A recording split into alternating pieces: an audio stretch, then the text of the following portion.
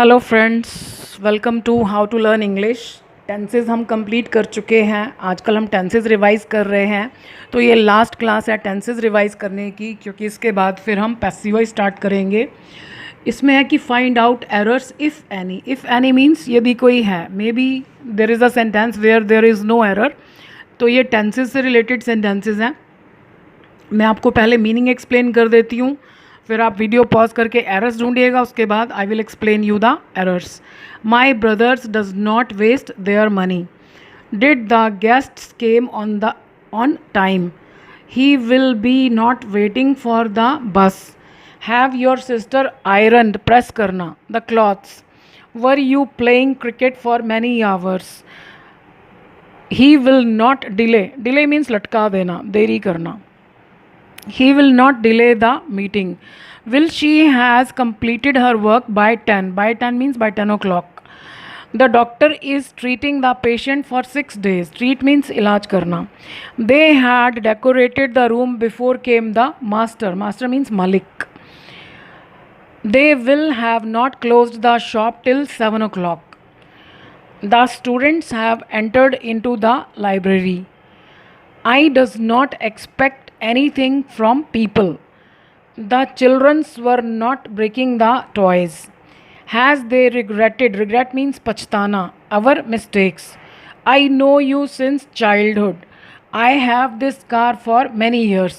इन sentences में tenses के rules से related error भी हो सकती है, और कुछ दूसरी छोटी मोटी एरर्स भी हो सकती हैं जो टेंसेस के रूल से रिलेटेड तो नहीं हैं, लेकिन ग्रामर का पार्ट ही हैं। तो कोशिश कीजिए सेंटेंसेस को ध्यान से पढ़िए, वीडियो को पॉज करके एरर्स निकालिए।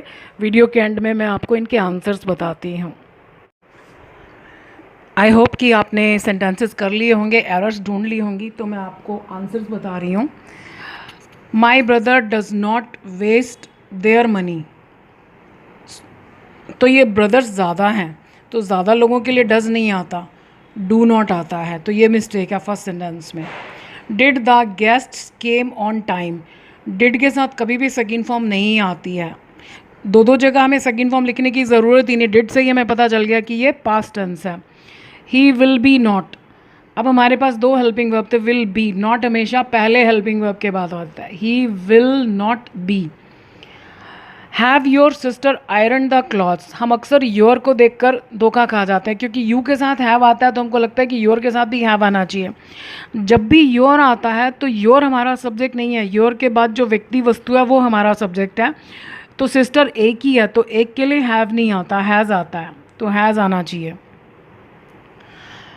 वर you playing cricket for many hours. अब ये बहुत घंटों से क्रिकेट खेल रहे थे, तो ये सादा कॉन्टीन्यूस नहीं है, ये परफेक्ट कॉन्टीन्यूस टेंस है, तो इसमें वर नहीं आना चाहिए। परफेक्ट कॉन्टीन्यूस यानी दो हेल्पिंग वर्ब आने चाहिए, हैड यहाँ पर और बीन यहाँ पर। So had you been playing. He will not delay the meeting. इसमें नो एरर, इसमें कोई मिस्टेक नहीं है, ये सिंपल फ्यूचर है कि वो मीटिंग को नहीं लटकाएगा, यानी उसमें देरी नहीं करेगा। Will she has completed her work by 10।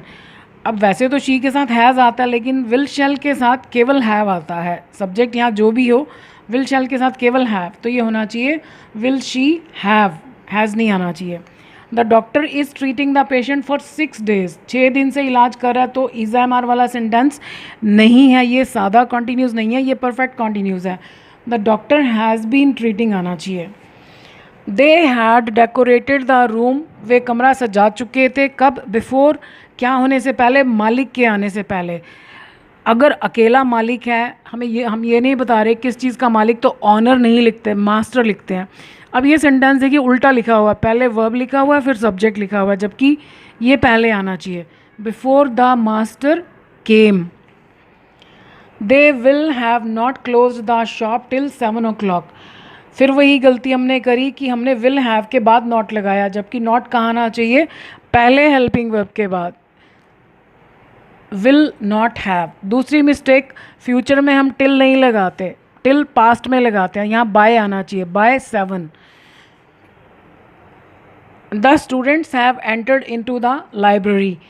Enter के बाद कोई प्रपोजिशन नहीं आती। एंटर का मतलब ही होता है अंदर घुसना। So the students have entered the library.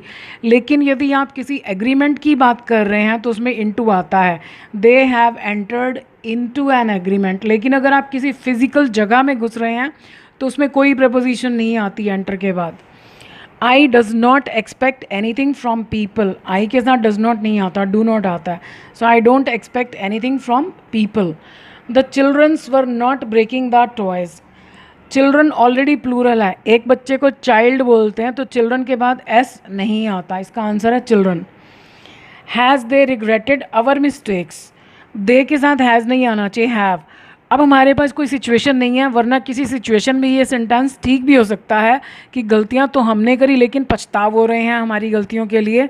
लेकिन यहाँ पर कोई सिचुएशन नहीं है तो हम ये मानकर चलते हैं कि गलतियाँ भी दे की ही हैं। So have they regretted their mistakes. क्या उन्होंने अपनी गलतियों के लिए रिग्रेट किया है। I know you since childhood. ये रूल बहुत बहुत इंपॉर्टेंट है और इसमें हम अक्सर गड़बड़ करते हैं। ये हिंदी में सेंटेंस है कि I know you since childhood, मैं तुम्हें बचपन से जानता हूँ। ये जो टाइम के साथ से वर्ड आता है ना, दिस इज़ वेरी इंपॉर्टेंट। जब भी टाइम के साथ से आए तो आप हिंदी को भूल जाओ, वो परफेक्ट कॉन्टीन्यूस टेंस है। लेकिन अब इसमें क्या है कि हिंदी में रहा है नहीं आ रहा, हम कह रहे हैं कि मैं तुम्हें बचपन से जानता हूँ। तो हम भी इंग्लिश में क्या करते हैं, कॉन्टीन्यूस वाला पार्ट उड़ा देते हैं क्योंकि इसमें हिंदी में रहा नहीं आ रहा। मीनिंग वाइज ये परफेक्ट कॉन्टीन्यूस है। परफेक्ट कॉन्टीन्यूस का मतलब क्या है कि काम हो भी चुका है और हो भी रहा है। तो मैं तुम्हें बचपन से जानती हूँ, यानी बचपन से लेकर आज तक जितनी भी तुम्हारी उम्र हो गई उतने साल मैंने तुम्हें जाना है। और क्योंकि हम अभी भी संपर्क में हैं तो हम अभी भी एक दूसरे को जान रहे हैं, क्योंकि जैसे जैसे हम बड़े होते हैं तो आदमी की पर्सनैलिटी में, नेचर में, सोच में बहुत बदलाव आते हैं। तो इसको परफेक्ट में बनाना है, मीनिंग वाइज ये परफेक्ट है। तो हमारा वर्ब क्या था, नो। परफेक्ट में बनाने के लिए हमको सिर्फ यहाँ पर हैव लगाना है और ये थर्ड फॉर्म, क्योंकि हम इसको ये नहीं कह सकते I have been knowing you. Meaning इसका यही है, आई हैव बीन नोइंग ही है, लेकिन हमको नोइंग लिखना नहीं। I have known you since childhood, ये है इसका answer. I have this car for many years. अगर ये मैनी ईयर्स नहीं होता तब तो ये सेंटेंस ठीक है कि मेरे पास ये कार है। अब वो कह रहा है मैनी ईयर्स, कई वर्षों से। अब फिर टाइम के साथ से आ गया, तो जब भी टाइम के साथ से आ गया कि कोई काम कितने समय से होता है या हो रहा है, वो हमेशा परफेक्ट कॉन्टीन्यूस होता है। लेकिन हिंदी में जब भी रहा शब्द गायब है तो हम इंग्लिश में कॉन्टीन्यूस वाला हिस्सा उड़ा देते हैं।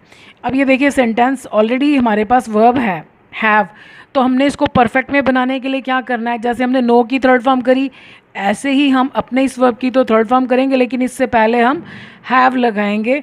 तो हैव के लगते ही ये वाले हैव की थर्ड फॉर्म हो जाएगी, I have had this car for many years. मेरे पास ये कार बहुत वर्षों से है।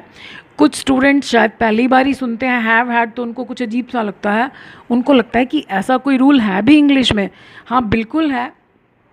आप ये सेंटेंस देखो ना, इसमें वर्ब नो था तो हमने इसके आगे हैव लगाकर इसकी थर्ड फॉर्म कर दी। अब हमारा जो नो की जगह ये वर्ब है, इसकी शक्ल हैव जैसी है, तो इसमें हम क्या कर सकते हैं, हमें यहाँ एक हैव तो लगाना ही लगाना है। और जैसे हमने नो की थर्ड फॉर्म करी तो इसकी थर्ड फॉर्म हैड होती है, तो ये हो गया I have had this car for many years. मेरे पास ये कार कई वर्षों से है। तो हमने टेंसेस कंप्लीट कर लिए। मुझे उम्मीद है कि टेंसेस आपको समझ में आ गए होंगे। फिर भी अगर कुछ डाउट है तो जब हम पैसिव वॉइस करेंगे तो पैसिव वॉइस में भी टेंसेस रिवाइज हो जाते हैं। आज के लिए इतना ही। वीडियो देखने के लिए थैंक यू।